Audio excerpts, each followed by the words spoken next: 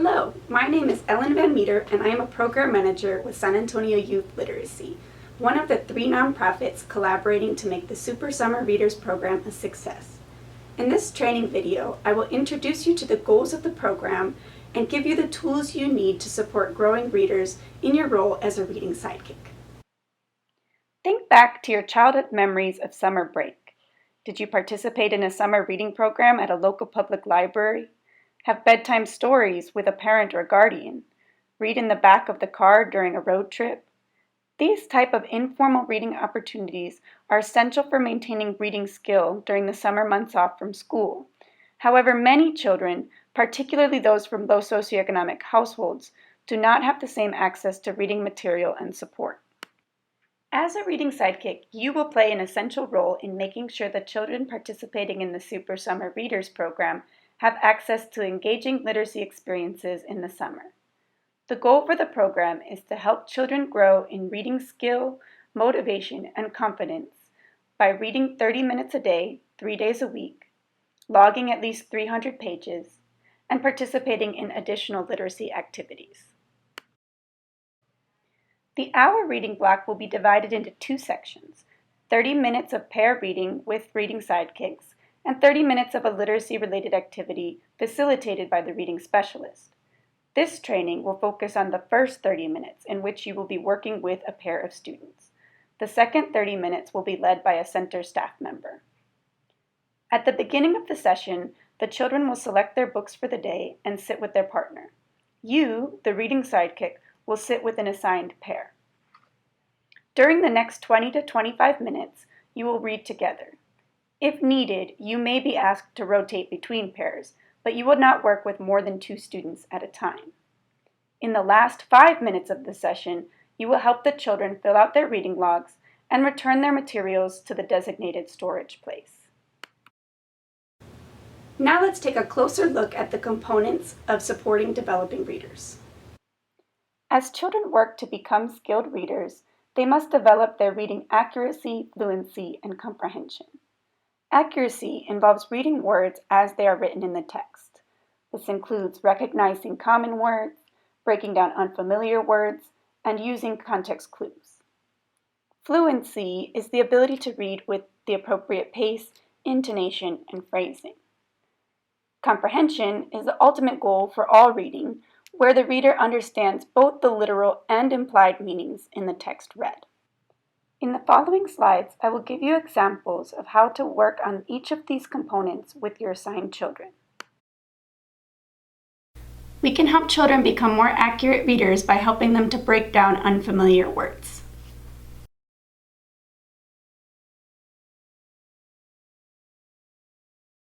Wha. What's the first sound? Wha. Ack. Whack. Nice. When Titanic left England on April 10th, 1912, it had an Let's try breaking it into chunks.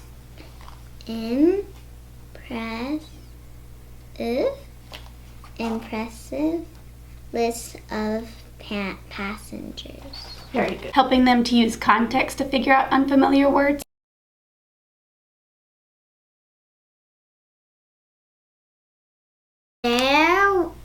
Then there's the Let's look at the picture. What would make sense? parachute. Yeah, read the sentence one more time. Then there's the parachute. Nice. They drank the fresh Go ahead and skip that word. lemonade. So what would make sense in the blank? Squeeze. One more time. They drank the fresh squeezed lemonade. Nice, you figured it out. And prompting them to monitor for meaning and self-correct.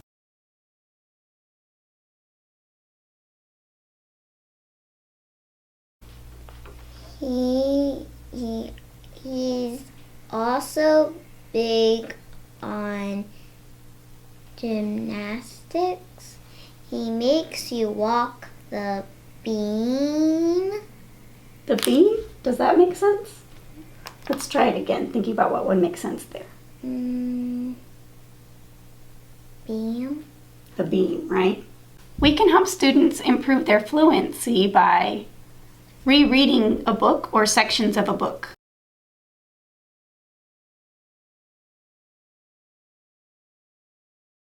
Okay, Izzy, so today we're going to start our session by rereading this book that we read last time. Now that you're already familiar with it, we can just focus on reading it with more expression and a little smoother.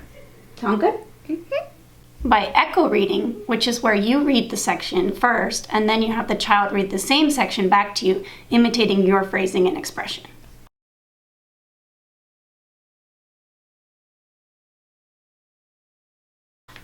Franny was stunned for a moment. "A movie?" she said. Igor looked up from the TV this time. "You saw it in a movie?" Franny began to shout. "A movie?" All right, you go ahead and try the same section. Franny was stunned for a moment. "A movie?" she said. Igor looked up from the TV this time. "You saw it in a movie?" Franny began to shout. "A movie?" Nice, you made the question marks really clear. At times, it may be enough to draw the child's attention to cues like punctuation, italics, or the character's emotions.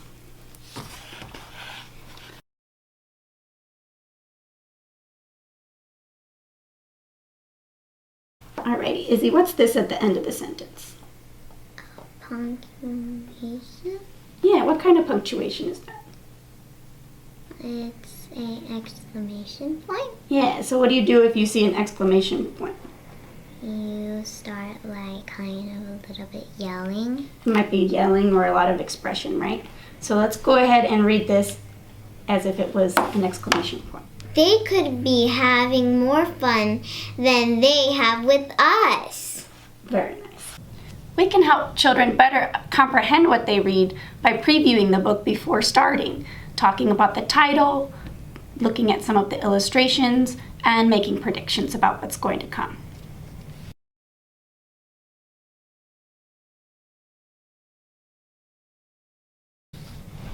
This book is called Titanic. What do you already know about the Titanic? That it'll probably sink. That it'll probably sink? Let's look at some of the pictures. Where's that? The bottom of the ocean. Yeah, it looks like it's already on the bottom of the ocean. By asking questions during and after reading.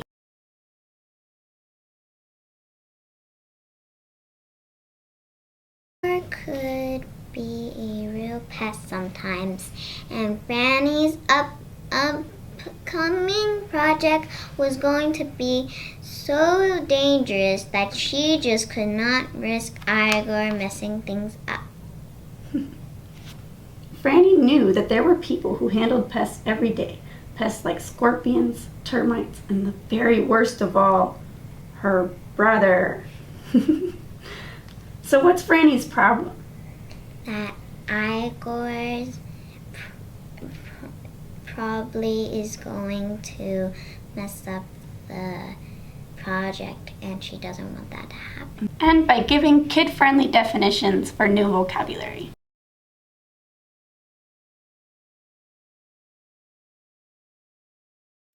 This is a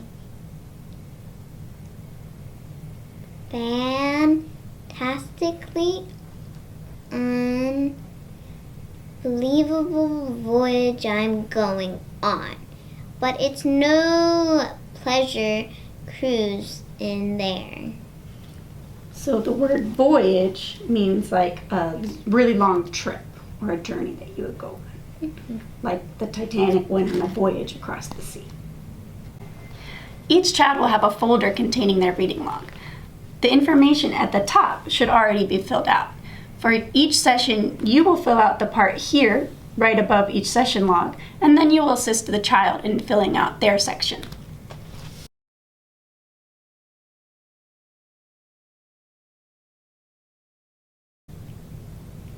The goal for the reading log is to give the child some time to reflect on what they read.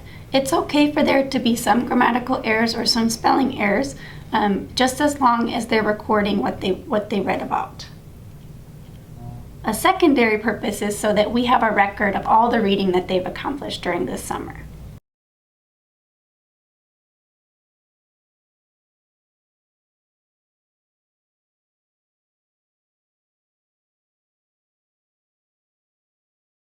In addition to accuracy, fluency, and comprehension, children need confidence and motivation to become successful readers. Let's look at some strategies for building positive rapport with the students you will work with. Often our first instinct as adults, when children express negative emotions, is to reassure them. However, sometimes our attempts to reassure children may ring false to their ears. For example, if a child says, "I'm dumb," and we respond, "No, you're not," or "Why would you think that?" we haven't acknowledged the reality that this is the way the child feels. Instead, we can try to echo what they are telling us in a way that gets them to think about why they feel that way. Try instead something like, "It sounds like you feel frustrated because this is hard for you."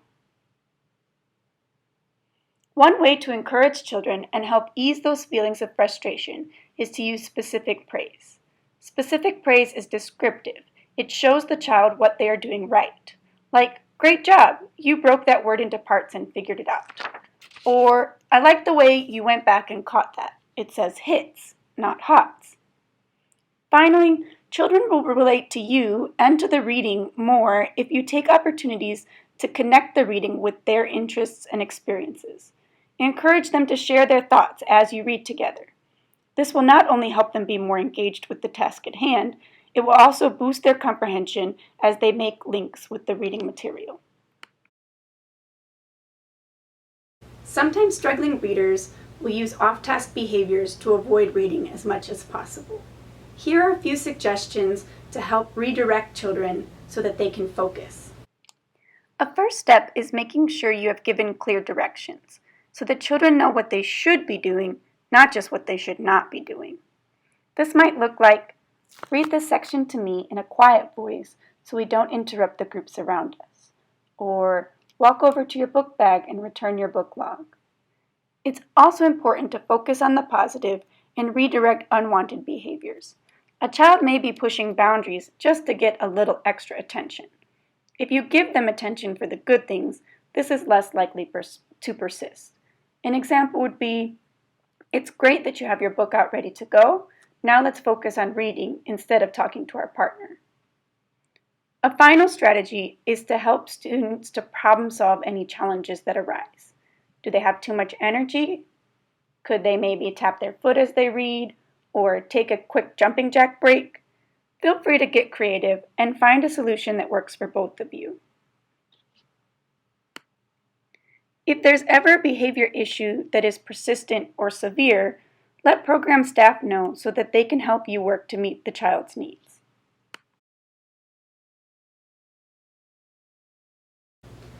Thank you for signing up to be a Reading Sidekick with Super Summer Readers, and for taking the time to view this training video.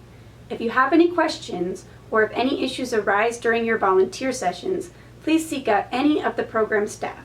They are there to support you. And now for a last word from my helper. I'm a super summer reader. Thanks for being my reading sidekick.